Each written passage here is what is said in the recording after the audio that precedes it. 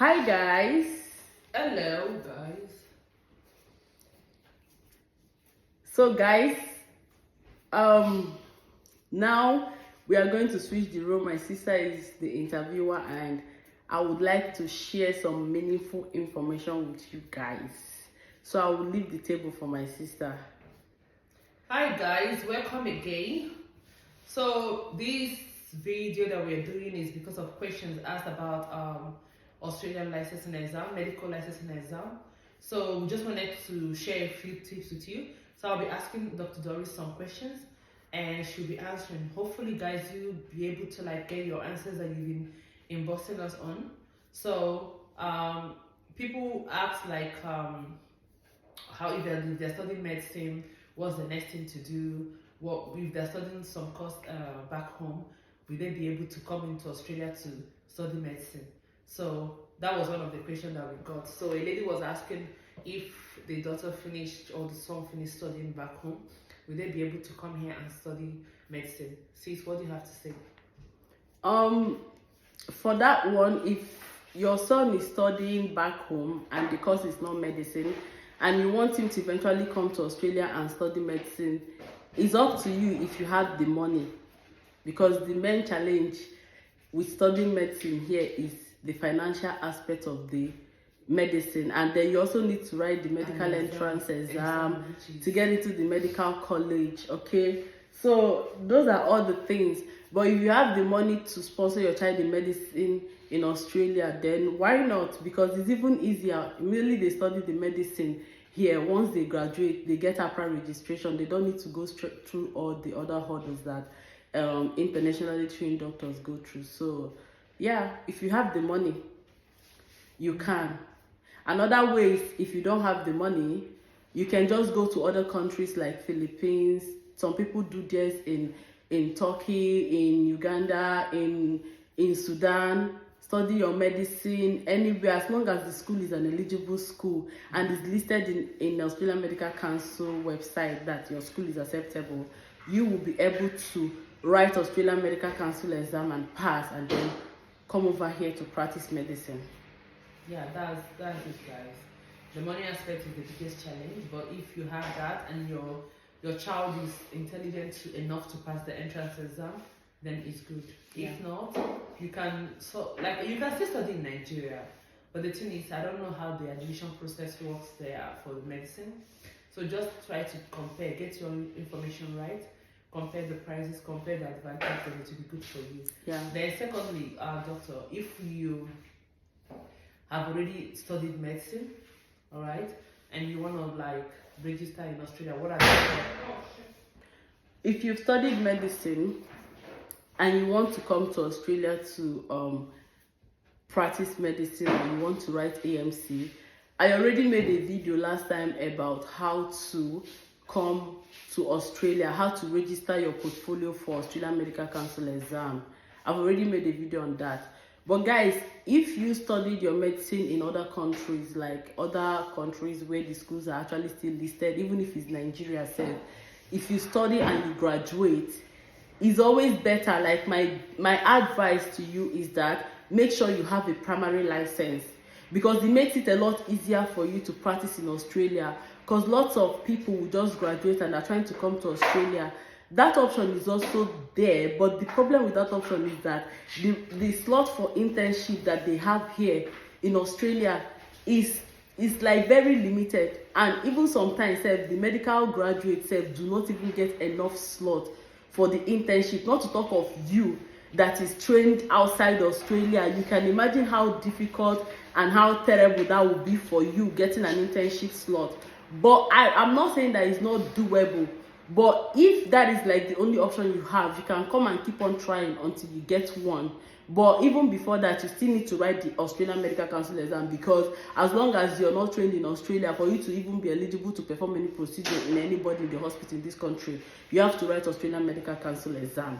So that is the next option. Now, if you have already passed and you've gotten your primary license and you're working, just keep on working and then plan for your Australian Medical Council exam. Another thing that people do, because sometimes people will say that the AMC is very expensive, so as a result they do not want to spend that amount of money because they don't even know if they're going to pass the exam. Because I've seen lots of people that have written this exam like 6 times, 7 times, and they keep on failing it and they still keep on trying. You know, it doesn't mean that you failing the exam makes you less of a doctor. It just means that maybe you're not well prepared. Like whatever it is that they really want for you to know, you're not yet knowing that thing, and that's why you keep on failing the exam. Okay, so now if you're working and you want to write Australian Medical Council exam, keep working and then plan for your exam. Okay, because when you write the exam and pass, you'll be able to come over to Australia to work as a medical doctor, even though it will take you some time to get job, but just keep on trying, you will get. Another thing that people do is they can just take PLAB 1, PLAB 2, go to UK, work for like a year or 2, then come to Australia using the competent pathway. And that one too is also doable, because some people that have worked 2 years in UK can still migrate to Australia directly, and you don't need to write the AMC anymore, because the APRA will accept whatever you have as long as you're coming through the competent pathway.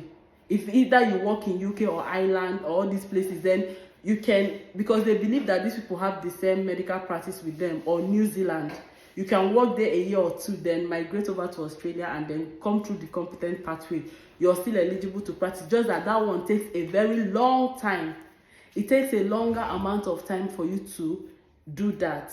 Okay, so that is it for that one. What is your next question? My next question is, after let's say you've purchased your AMC, what are the tips on practice? Like, is there anything, any study group you can join to help you keep abreast of what is happening or to gain more knowledge? Because I know sometimes studying alone is boring. Yeah, it's boring. So guys, for that one, for passing your Australian Medical Council exam, I will just tell you guys what I used, the materials that I used to write my exam, and it was very helpful to me because it actually helps me to pass. Okay, so some of those materials were, if you know, I will list the materials and I will explain to you how to get the materials. Okay, the first material that I used was the AMC handbook. If you are a medical doctor, you're currently trying to like prepare for your Australian Medical Council exam, the first this thing I used was the AMC handbook for multiple choice questions. Okay, so that was my first material. The second material I used was Kaplan series. Guys, the Kaplan step 2 CK series, I used them. I used Kaplan psychiatry, pediatrics, obs and gynae, surgery, and internal medicine. I used all these books. Then I also did 100 cases by Conrad Fisher. Then I did Amides question bank. I used Amides. I used the offline Amides to study for my exam. You know, I bumped into those their offline questions, and it was really nice. I used it to study for my exam. Will you be able to like list out these things when you posting the video, like put a link or write it down for them to know the yes, I'm going to list them out so that it's easy for them to like remember the materials that I used for my exam. So guys, these are the materials that I used, and I'm going to tell you how I studied for my exam, because listing the materials is not just enough. It's for you to know how to study in order to pass AMC. And I also used the RACGP guideline on so many questions. Okay, then I joined a Telegram group, and I will tell you how all this thing works.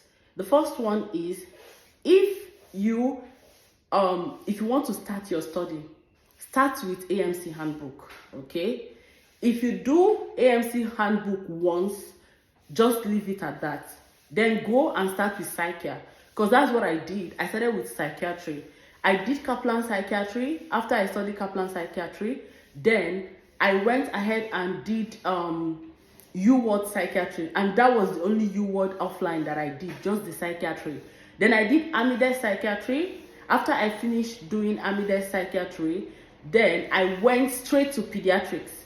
I did Kaplan pediatrics, then went and did Amides pediatrics. I do the Amides question and answer I'm not just cramming the question and answer. I actually do the question, read the answer, understand the reason why this is this and that is not that. Because these are all the things that are very, very relevant for you to pass your exam. After I finished pediatrics, I went to obstetrics and gynecology, did the Kaplan series, then went back and did Amides. Because when you do the theory... When you finish, just conclude that one and I'll say something. Okay, when you do the theory and you go back and do the question, it helps you to correlate like where, like whatever, even if you don't get the answer where you're practicing, but you'll be able to understand the reason why whatever they said is whatever is happening. Do you want me to finish or you want to say something? Yeah, like because this one we're just trying to talk about the tips, like what to read and everything. So guys, we'll do another video explaining how you can marry these things together, like, you know, what you can do. Dr. Doris will share also her experience, the way she studied to pass her exam. I think it will be very helpful for us. This is just a quick short video. We'll keep you updated soon, guys. Okay guys, I'll make another video for that. See you guys. Bye bye. Bye.